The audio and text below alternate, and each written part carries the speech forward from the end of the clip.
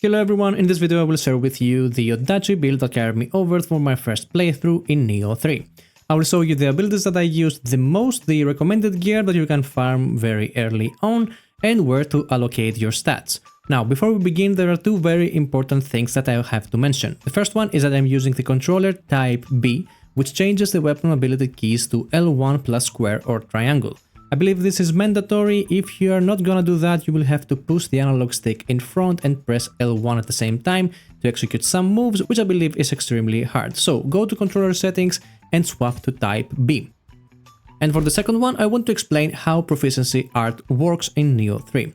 So right here you can see a gauge that fills up every time you hit an enemy or when you parry, and once it is full, your next attack or ability will be empowered. The thing is that the empowered attacks cost no ki and will deal a lot more damage. Why I wanted to mention this before we begin. If we start a combo like this one without the Proficiency Art, our stamina will be fully depleted. But when we do the same combo with Proficiency Art, we barely lose any stamina. In addition, you might notice that the Proficiency Art doesn't apply only to the first hit, but to the entire combo. There are some attacks that you can chain them together, and they will all benefit from the empowered move. And lastly, we're gonna be using a skill that you can find very early on as well, that will give us super armor, or how else can I say it, immunity to stagger, immunity to stun, while we are using an art attack. With this one, we will be able to take a few hits without stopping our combo. We're gonna be tanky as hell, so a few hits will not bother us all that much. Now, let's jump to the actual combos. The first ability that I use the most is the ground sweeper attack from the low stance. To execute this one, you have to simply do one light attack and then spam heavy attack while in low stance. This attack is very strong because it staggers enemies, it hits multiple times, and it makes us move around, making it harder for enemies to land a hit on us. It is also extremely effective versus revenants. When you cast it with a Proficiency Art, you will be able to land lots of hits, and at the end of the combo you will be able to cast a heavy finisher. You can unlock this ability from the Odachi tree at the very bottom of the low stance.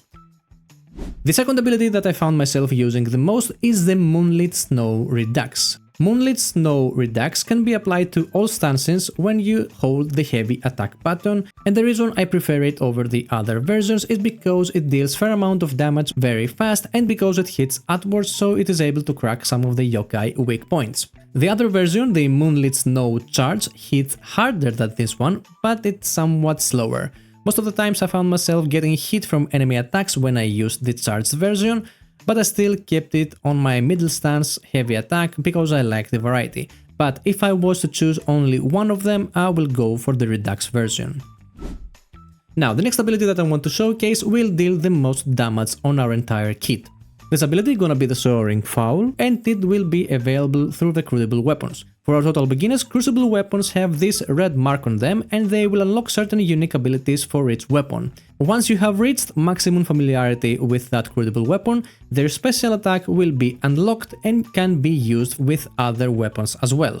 So when you take a Crucible weapon, you equip it for some time until you max out the familiarity, and then you can equip whatever weapon you want. Now, Soaring Fowl, like I said, deals massive damage, and if you change your controller type to B, like I showed you at the beginning of this video, you will be able to cast it with L1 plus square after a light attack while you are in low stance. Obviously the attack looks like this, but I also want to mention that you have to press square again while in mid-air to execute the final attack. Now, the trick to use it easily is to just hold the L1 button right from the beginning and spam your light attack. So hold L1 and press light attack until the combo finishes. Soaring Fowl lands very easily on big targets like bosses, and later on you will be able to buff yourself with certain talismans and you will achieve really big damage. Now let me share an advanced tip about Nioh 3 gameplay. You will notice that each stance has skills that allows you to follow up with an attack from a different stance. For example, Sunset Breeze Earth will cast a light attack from low stance while we are on a high stance. Remember that we said that in order to cast Soaring Flow, we need one light attack from low stance first.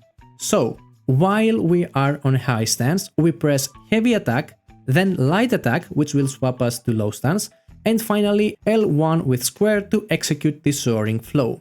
Again, to make this easier, you can just press heavy attack while you are on high stance, and after that you hold L1 and spam square for the rest of the combo. If you try to execute this move without the Proficiency Art, it will be very hard to do it uninterrupted, or your stamina will not be enough. But if you use it with the Proficiency Art, the entire combo will be empowered, dealing tons of damage, and it will also consume no ki. And this is what I mostly wanted to show you, that there are combos that can utilize the Proficiency Art a lot, and with the Oppressive Strength skill that I mentioned earlier, you will get immunity to knockbacks when you are using an art, which will allow you to execute them quite easily. Maybe that was too much information, so let's move to the last ability and I will show you the best gear set and where to allocate your stats. So the last ability that I use the most is available from the mid stance and will allow us to knock down human enemies when we do a perfect parry. Perfect parry is when you block an attack a split second before the enemy attack hits you, and when you do you will burn no ki for that block, you will take 0 damage and you will also fill your art gates for quite a lot. But with this ability you will be able to knock down human enemies. This is useful because it can apply to human boss fights. I like parrying attacks, so I use this quite often. And that will be all the core abilities that I recommend using with the Odachi as a beginner. Now, I have to share a few more things for those out there who are still interested. So for our stats, I used 15 points in magic in order to be able to equip 3 scrolls. I used some points on heart in order to reach 1000 total ki. I used a few points on strength and skill when it needed in order to be able to benefit from some gear stats. And then I spent everything else on stamina.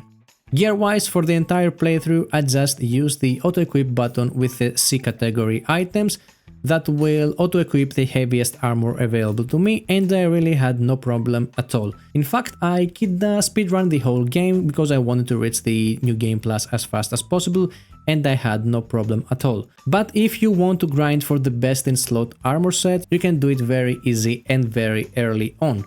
The armor set we are gonna be using is the Crimson General, and it is dropped from the final boss on the mission A Fairy Invasion.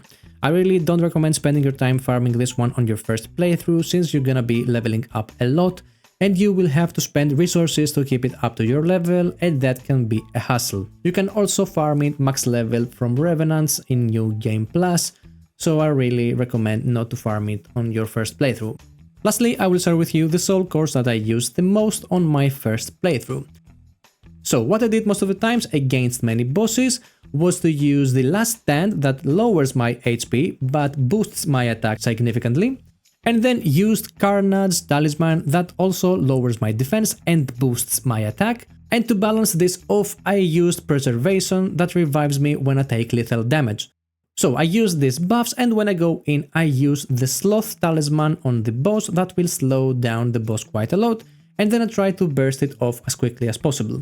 Sometimes you will die in seconds and you will have to reapply your buffs on yourself, and that can be annoying, but if you manage to dodge critical attacks and push up damage to the enemy boss, the damage output from this combo will be devastating. And with this I believe I cover everything you will need to know as a beginner for your first playthrough with the Odachi build. If you guys like this video and you want me to make a more advanced guide for Odachi build or maybe other weapons, leave a comment down below, subscribe for more relevant content, and see you on the next video.